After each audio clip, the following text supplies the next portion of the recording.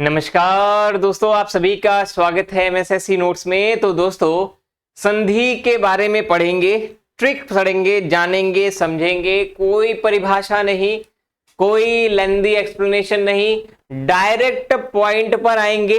और ये मेरी गारंटी है, ठीक है, इस चीज की मैं अभी से गारंटी लेता हूं कि ये वीडियो पूरा देखने के बाद आपको अगर नहीं समझ में आया तो आप जो चाहो वो, ठीक है, तो वीडियो पूरा देखिएगा और लास्ट में कमेंट करके जरूर बताइएगा कि ये वीडियो कैसा लगा, ये ट्रिक कैसी लगी। क्योंकि ये पहला पार्ट होगा, स्वर संधि आज पढ़ाऊंगा मैं।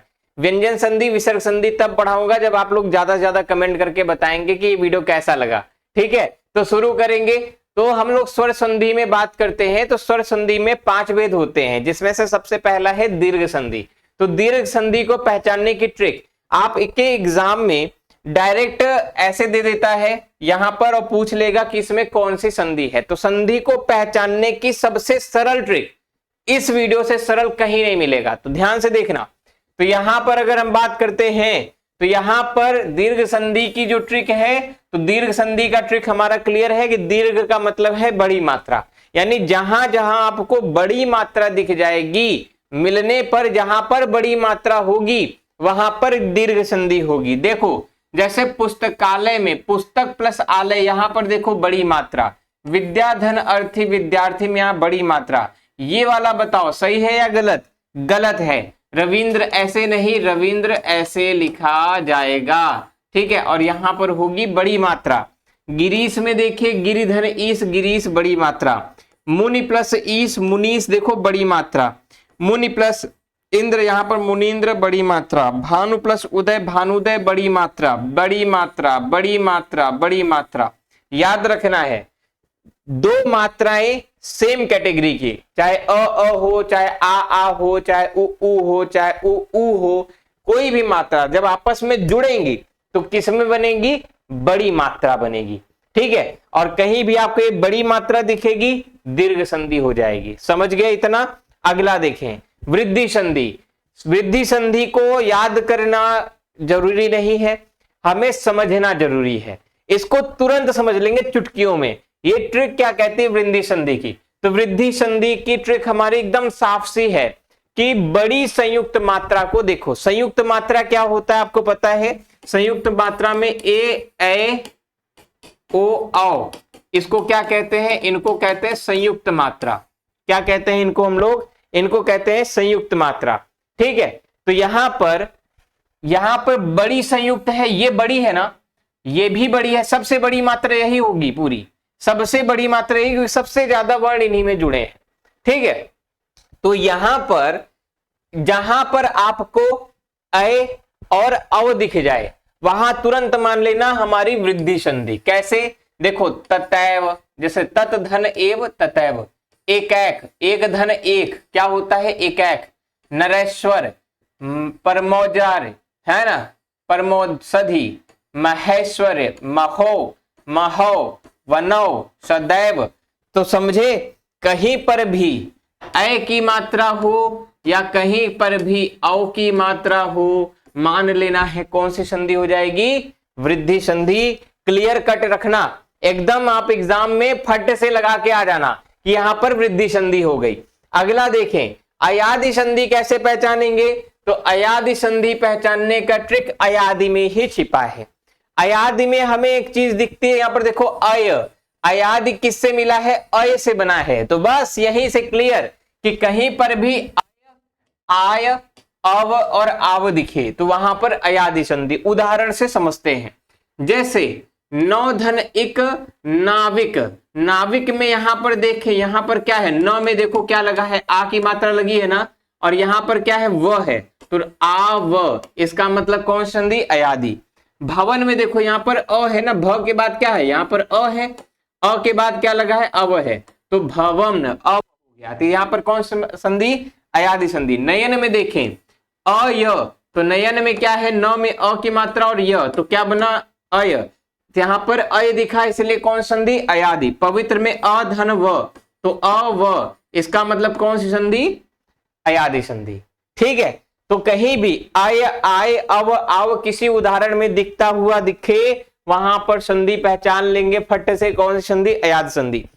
क्वेश्चन आपका डायरेक्टली पूछता है ना कि इसमें कौन सी संधि है, फला में कौन सी संधि है, इसीलिए मैं ये सारी चीजें पढ़ा रहा हूं आप सभी को, इस चीज का क्लियर रखना है बात। अगला देखते हैं पॉइंट, अगला पॉइंट है भैया यण संधि, बड़ा कंफ्यूजन, बड़ा ही दुविधा वाला, तो इसका तो एकदम चुटकी में निवारण करेंगे। देखिए यण संधि को कैसे पहचानेंगे, आधा वर्ण के बाद य या व आए, ठीक है, किसी भी आधे वर्ण के बाद क्या आ जाए, य या व आ जाए, तो वहां पर यहां पर यण संधि। अब ये कैसे हो सकता है, तो देखो उदाहरण देखो, यहां पर सबसे पहले मैं इसको ले लेता हूं, स्वागत समझ में आसानी से आ जाएगा।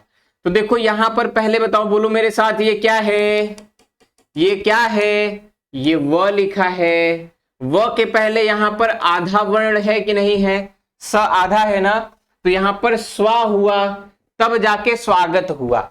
तो किसी भी य या व के पहले आपका कोई भी आधा व्यंजन होगा तो 99% संभावना रहेगी कि हमारा यण संधि होगा वहां पर। अपवाद की बात नहीं कर रहा हूं यहां पर, लेकिन सामान्य रूप से हमारा यही नियम हो जाएगा। और सब में देख लीजिए, जैसे पर्यावरण में देखिए, आधा र प्लस य पर्यावरण, आधा न प्लस अन्वय स्वागत, आधा त के बाद य आया इसलिए इत्यादि में यण संधि, आधा भ के बाद य आया इसलिए यण संधि अभ्यागत। ठीक है, तो क्लियर है, किसी भी य या व के पहले कोई भी आधा वर्ण आ जाएगा तो वहां पर क्या होगा, यण संधि हो जाएगी। अगला देखें गुण संधि, आखिरी संधि हमारी आज की।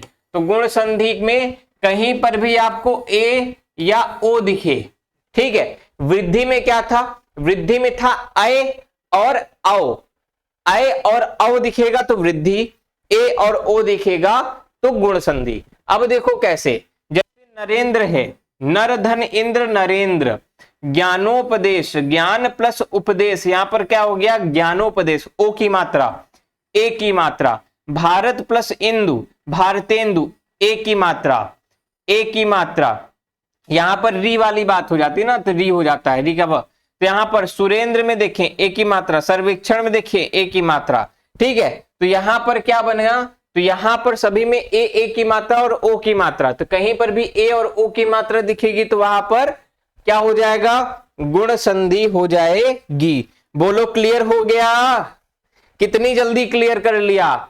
कभी सोचा है जिंदगी में या कभी इसके पहले देखा है कि 7 से 8 मिनट के अंदर किसी ने भी पूरी संधि इतने सरल तरीके से समझा दी हो?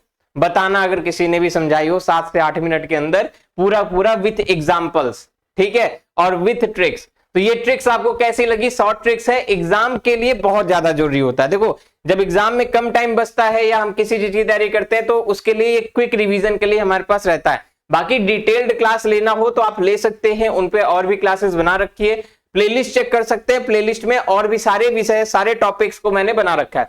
ये थी हमारी स्वर संधि, व्यंजन विसर्ग बची है।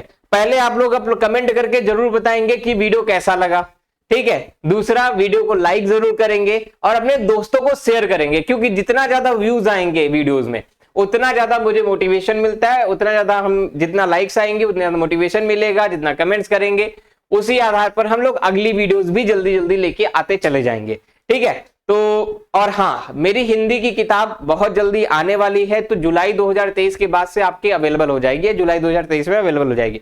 जिसको भी जरूरत होगी हिंदी की किताब के लिए, नीचे नंबर दे रखा है, इस नंबर पे कॉल करके संपर्क कर लीजिएगा। चैनल पे नए हो सब्सक्राइब कर लेना, घंटी दबा देना। बाकी मिलते हैं फिर अगली वीडियो में। नमस्कार, जय हिंद।